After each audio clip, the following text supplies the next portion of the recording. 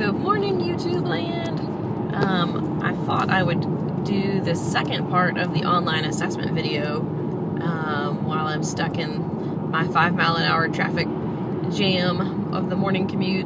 I was about halfway through when my cell phone died last time, so I wanted to start by talking about how online assessment has gone from niche standalone platforms into a more integrated platform situation. And there's a couple of different ways that this has happened. One is that the niche platforms have tried really hard to become more interoperable.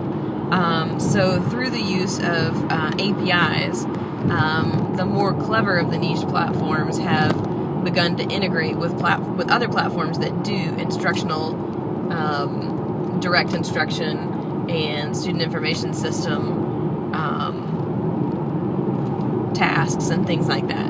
The other way that it's happened is some people have migrated all of their content over into these more holistic platforms. And one of my favorite bloggers calls them the Death Star. So these are platforms that attempt to be everything. They attempt to be your SIS, your student information, or your assessment, your instruction, your professional development. You know, they really want to lump everything into one platform. And there's the upside to that is you get great user interface continuity for your users. So the user experience is usually really positive. But the big drawback is that you don't get the depth of functionality that you do in these platforms that are the niche platforms that have been around for 5 and 10 years and have really deep functionality that has come from, you know, sometimes a decade of user requirements.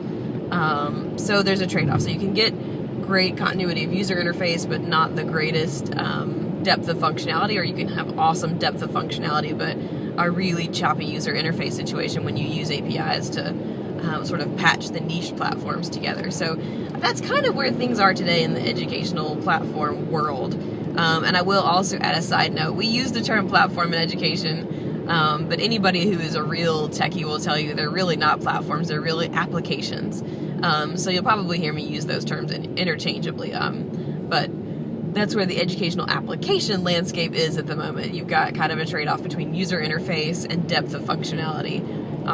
And for my money, to be honest, if I were in a school district now and had to make choices, I would probably choose niche solutions with high degrees of interoperability, because right now none of the Death Star offerings have the depth of functionality that you really want.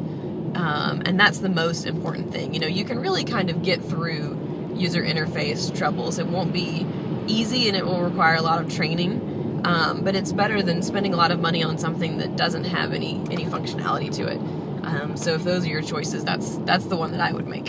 So that's it for the second part of the online assessment platform piece, and thanks for joining. I'll talk to you soon.